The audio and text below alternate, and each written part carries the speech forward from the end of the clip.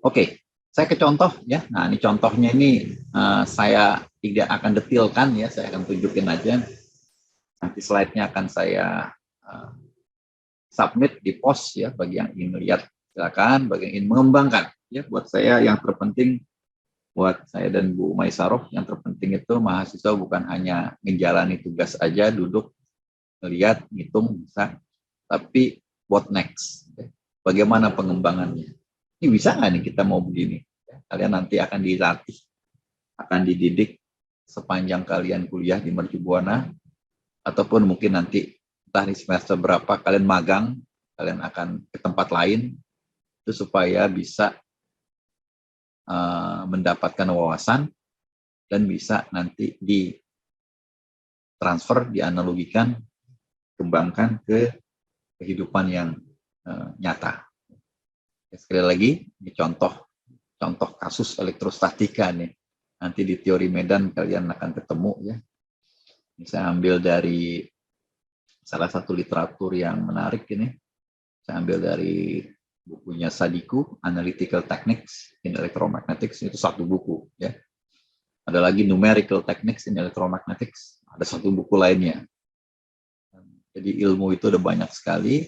Nah, kalian jika spesialisnya di situ ya itu bisa kita jadikan buku pegangan ya. Jadi ini elektrostatika, kasus elektrostatika ini menarik sekali. Strukturnya sederhana saja. Strukturnya itu hanya sebuah bidang kali ya, dua dimensi. Jadi persamaan diferensialnya juga dua dimensi. Kenapa nggak tiga dimensi, Pak? Terlalu susah nanti. Nah, kalau satu dimensi mungkin terlalu mudah, ya kita tengah-tengahnya dua dimensi. Strukturnya ini dua dimensi, kotak biasa, lebarnya A, tingginya B. Dan saya pasangkan, ya ini kalau sebenarnya bisa saya inikan juga ya, saya gabung aja nih. Saya pasangkan dinding kiri, dinding kanan, dinding bawah, saya pasangkan. Itu sebuah potensial yang saya grounded ya. Saya ground begini ya. Kalian ground ini kayak, kalian bisa bayangkan itu kalau tiga dimensi dia kayak misalnya sebuah kotak ya, sebuah kotak. Kalian bayangkan tiga dimensi ini seperti sebuah kotak. Ya katakanlah terbuat dari besi boleh. Sehingga kita bisa katakan tertutup. Ya. Nah, cuma sisi sebelah atasnya itu saya pasangkan potensial yang berbeda. Misalnya potensialnya besar sekali. Potensialnya atau tegangannya dibandingkan ground ini besar sekali. Beberapa kilovolt. Apa yang terjadi di ruangan ini? Gitu. Apa yang terjadi? Ini sederhana aja, cuma begini. Saya bisa bikin bentuk lain. Nah, itu kalian bisa exercise. Ini sederhana begini. Pertanyaannya di dalam ini seperti apa? Tegangannya seperti apa? Ya nanti menarik ini, karena begitu tegangan, begitu potensial di sini jauh lebih besar dibanding potensi ini, muncul tegangan besar. Kalau ada sebuah media, ya sebuah media yang bisa mengalirkan air, arus, maka arusnya akan besar sekali nanti, karena tegangannya besar. Ya. Kalau udara, nah itu juga, kalau udara tidak bisa mengalirkan arus. Tetapi kalau tegangannya besar sekali, udaranya bisa pecah. Ya. Itu namanya terionisasi. Udara di Jakarta ini juga banyak mengandung molekul air. Jadi ketika tegangannya besar, dia bisa gagal itu udaranya. Kita bilang gagal udaranya. Udaranya tidak lagi jadi isolator, tapi jadi konduktor. Karena gagal. Oke, ya jadi saya gambarkan seperti ini, maka kita dikatakan memiliki kondisi batas. Ya, minggu lalu itu saya sudah bahas ya. Kondisi batas bagaimana kalau untuk menentukan konstanta ya. Bagaimana kalau di awal itu turunannya sama dengan 0, sama dengan pada saat 0 sama dengan 0 misalnya. Waktu itu negatif ya, jadi dia turun. Itu pernah kita bahas. Nah, ini ada tiga dinding 0. Dinding 1 yaitu pada saat X-nya sama dengan 0, berarti yang ini dindingnya pada saat X sama dengan 0, tetapi dari 0 sampai B. Ya. Kalau kita mau lengkapi untuk Y dari 0 sampai B. Gitu. Kita mau lengkapi begitu. Dan yang berikutnya adalah pada saat X sama dengan A di sini. Ini dia tentu Y-nya antara 0 dan B. Kemudian 0 juga di bawah sini, yaitu pada saat Y-nya sama dengan 0. Y-nya sama dengan 0.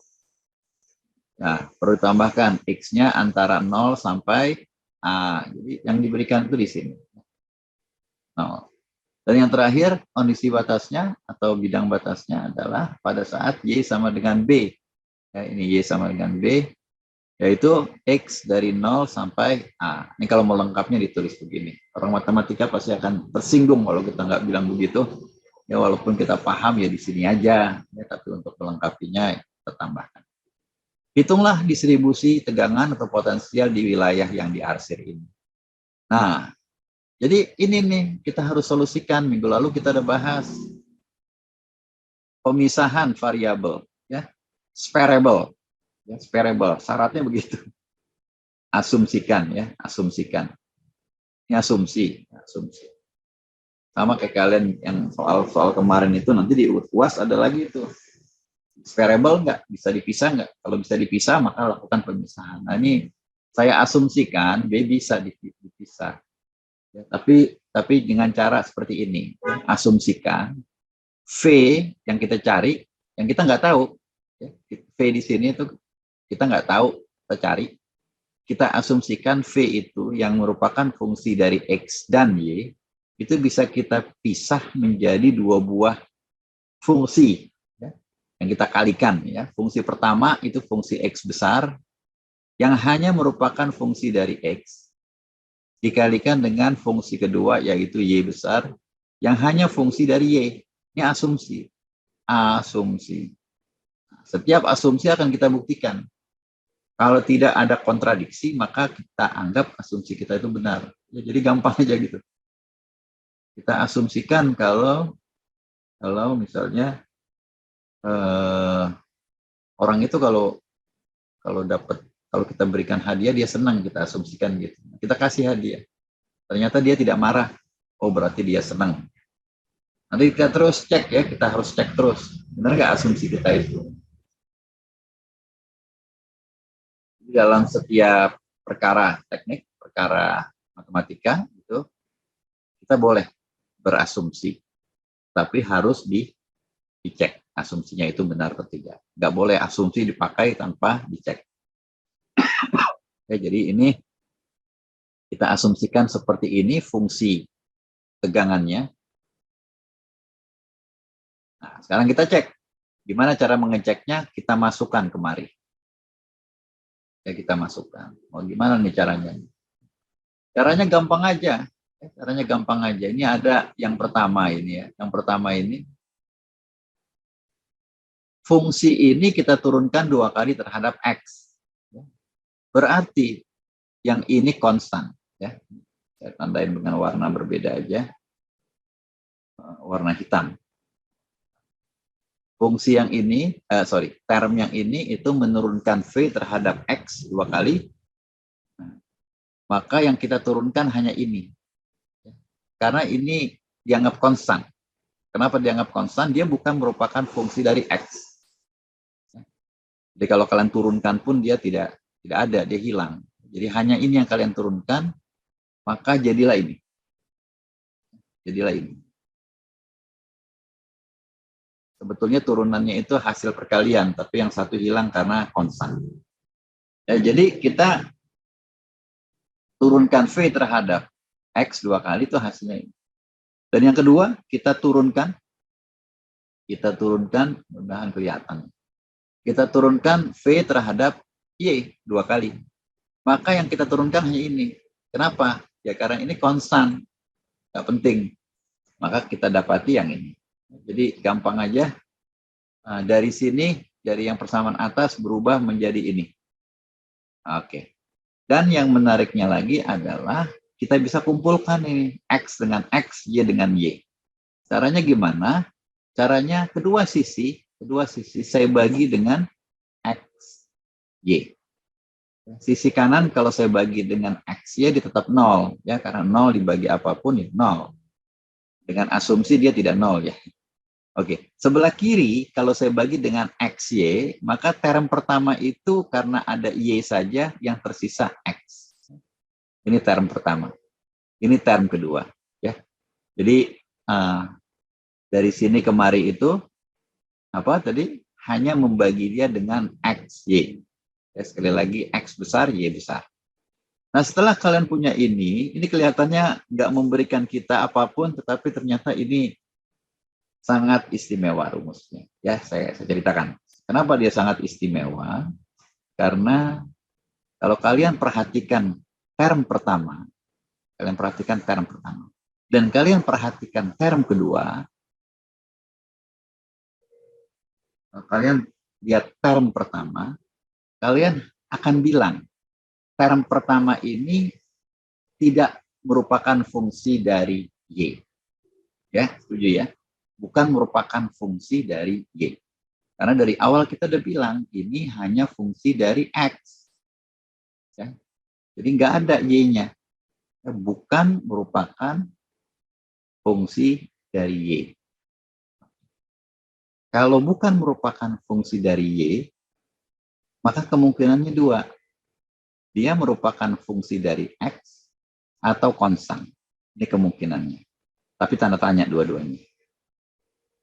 Oke, kita diamkan dulu dia. Nah sekarang sisi yang satunya, term yang kedua. Term yang kedua ini juga indah. Kurang lebih sama, term yang kedua ini.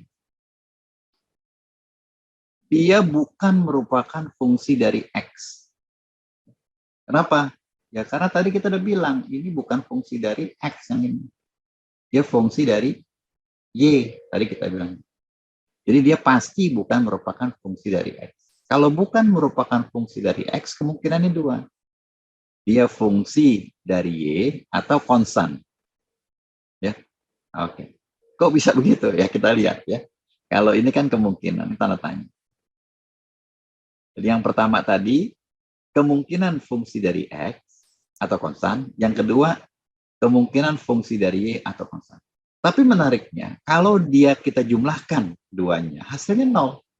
Ya. Karena dia kalau kita jumlahkan hasilnya 0, sudah pasti bukan yang pertama, Karena sesuatu yang fungsi dari X, kita jumlahkan dengan fungsi dari Y, itu tidak mungkin 0. Ya. Dan dia hanya mungkin terjadi kalau dua-duanya itu konstan. Ya, di sini triknya, ya, saya juga belajar dari orang lain. Oh iya benar juga, logikanya masuk. Jadi matematika itu adalah ilmu logika. Jangan sampai terjadi kontradiksi. Kalau ada kontradiksi, pasti ada sesuatu yang kita langgar. Nah di sini sampai dengan di sini, kalau kita pakai fx di sini atau fy kontradiksi, maka kita akan ambil kemungkinan yang kedua. Jadi konstan. Jadi dua-duanya kita anggap konstan, yaitu konstan dengan nilai konstanta yang sama. Ya, jadi ini saya tulis saja di sini ya. Yang pertama tadi yang warna hijau ya, yang warna hijau itu 1/x besar dx per dx kuadrat ya kecil itu sama dengan konstanta ya. Gini. Mau tidak mau kita bilang konstanta. Nah, karena dia ditambah ini sama dengan 0, berarti yang ini, ya, yang warna merah, atau coklat tua, maka yang 1/y, d, y besar per d kecil kuadrat, itu pasti minus lambda. Ya, nah ini konstantanya, makanya ditulis begini biar ringkas. Ya, oke. Jadi kalau kalian tambahkan ini yang atas yang hijau ditambah ini yang merah atau coklat tua, hasilnya sama dengan 0 ya. Lambda ditambah minus lambda sama dengan 0. Terbukti. Jadi semuanya sinkron sampai saat ini ya. Oke. Nah, lambda ini juga jadi besaran penting. Lambda ini disebut juga konstanta pemisahan. Nah, itu sering terjadi, sering muncul ya. Ini saya ingin cerita aja dulu ya. Jadi kalian dari soal yang ini, persamaan diferensial parsial pertama, melalui metode sparasi, kalian berhasil menciptakan dua buah persamaan. Ya. Dari satu persamaan menjadi dua persamaan, tetapi persamaannya sekarang ordinary. Ya. Karena dia terpisah antara X dan Y. Ya. Yang pertama ini tadi 1/X besar, D. Nah, sekarang D-nya tidak lagi melengkung. X besar dibagi dx kecil kuadrat sama dengan lambda. Nah, yang satunya lagi minus lambda. Ya. Oke, dua persamaan itu kita lihat lagi di sini. Ya. Nah, ini dia ya. Ini yang kalian dapetin kemarin. Yang kalian dapatkan ketika membahas di minggu ke-13, ordo kedua ya. Ada 3 kasus Ada 3 kasus, kita lihat aja kasus-kasusnya yang mana. Ingat ya, ada 3 kasus, maka kita akan jawab kasus-kasusnya di sini, kita masukin, dan ternyata kita akan ambil yang ini ya, ini kita ambil. Ya, jadi dimasukkan ini kondisi batasnya, dimasukkan, ya kalian dapatkan konstanta-konstantanya ini. Nah ini saya cepatkan saja ya, karena ini terlalu detail. Ya. Yang mati 3 kasus. Kasus pertama, oh ternyata tidak bisa diterima. Kasus kedua, ternyata tidak bisa diterima. Kasus ketiga, ternyata bisa diterima. Nah, ini yang kita ambil, yang bisa diterima. Ya, masih step by step memang dilihatnya, tapi saya lewatkan aja. Sehingga ini menarik sekali. Ya. Fungsi kita itu menjadi fungsi sinus. Kok sinus melulu sih Pak? Ya memang begitu. Sinus ini diperkenalkan oleh bukan sinus diperkenalkan. Konsep ini nanti mengarahnya ke deret Fourier ya. Jadi ada deret Fourier, ada transformasi Fourier ya. Dan itu dia secara teoritis ya dengan beberapa asumsi, dengan beberapa ya mungkin tidak terlalu kita ingin ributkan ya, 1-2 fenomena ya, fenomena Gibbs dan lain sebagainya. Itu bisa menggambarkan banyak sekali fungsi-fungsi lain atau kejadian-kejadian alam. Ya, jadi setelah kita jalanin itu, setelah kita jalani ya, tentu juga yang kedua ya kita akan ambil ini yang persamaan kedua juga sama. Sinus kosinus ya, ini kebetulan sinus hiperbolik ya. Nanti bisa dilihat dengan tenang. Jadi kita memiliki bentuk seperti ini. Nah, bentuk seperti ini. Menggambarkan atau digambarkan secara Fourier. Nah, terakhir soal ini akan mengarah kepada penentuan konstanta, dan di sini akhirnya setelah kita hitung satu slide ya dengan integral, dengan tadi ya, ini karena kita buatnya analitis di atas kertas, maka kita bisa integralkan. Kalau di komputer itu nanti kalian akan belajar namanya integral numerik ya, itu sebenarnya perkalian penjumlahan aja. Ini saya dapati konstantanya.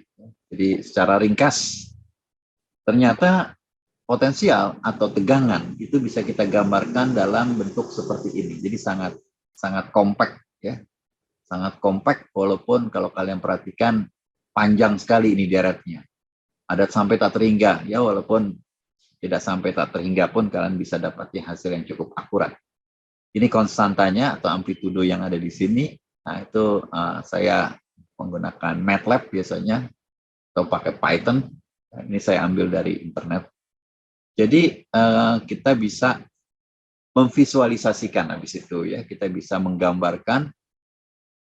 Kalian bisa bayangkan ya, kalian bisa bayangkan gambar ini tadi ya, ini digambarkan 3 dimensi. Jadi tadi sisi Y sama dengan di pinggir kiri itu 0, ya. Kemudian di ujung X itu 0, dan di sini 0, kemudian di sisi satunya VO. VO itu katakanlah di sini, kalau saya lihat dari gambarnya, dia ngambil 100 volt. Ya, 100 volt tidak terlalu besar.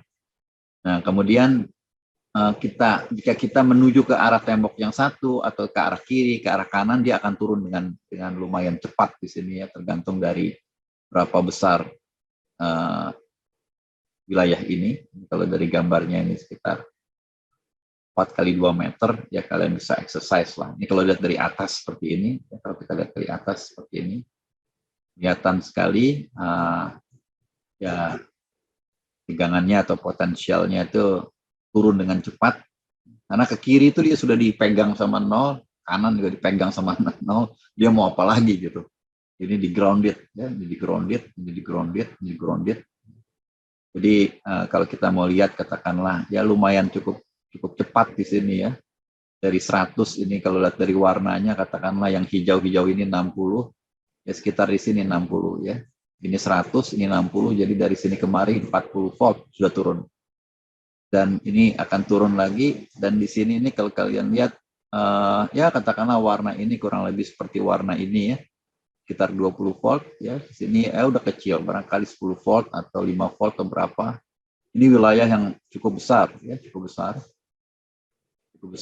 Jadi barangkali ini wilayah-wilayah yang sudah tidak terlalu terpengaruh lagi oleh potensial atau tegangan yang sebesar ini. Dan kalau kalian bisa menggambarkan potensialnya, kalian bisa menggambarkan atau menghitung medan listriknya. Jadi medan listriknya seperti ini. Dan ini mudah sekali untuk kita pahami secara fisika. Jadi medan listrik itu adalah terjadi akibat beda tegangan. Ya. Jadi setiap ada beda tegangan, pasti ada medan listrik. Jadi medan listrik itu dari potensial tinggi ke potensial rendah. Ya. Jadi dia jalannya seperti ini, dia pasti akan dari sini menuju ke sana, dan ke sana. Jadi ada 3 tempat yang kecil ini, dan ya kebetulan gambarnya seperti ini. Kalau kalian gambarkan di tempat yang sama, ini adalah garis-garis ekuipotensial kita bilangnya, dan medan listriknya itu pasti tegak lurus.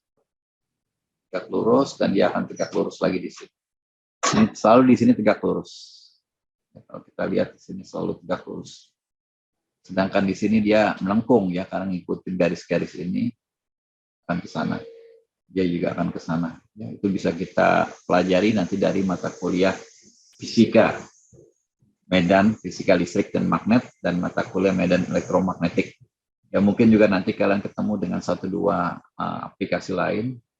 Dan ini menarik sekali karena nanti konsep tegangan ini memang akan ketemu dengan aplikasi-aplikasi lain ya, konsep tegangan, konsep potensial akan ketemu dengan berbagai macam aplikasi yang nyata di lapangan ya, kaitannya misalnya dengan sumber-sumber tegangan ya, sumber energi ya, mungkin juga ke arah baterai ya. Kalau kalian juga belajar tentang touchscreen juga itu akan ketemu dengan potensial dan medan listrik. Itu bisa kita aplikasinya bisa kita kembangkan ke berbagai macam, dan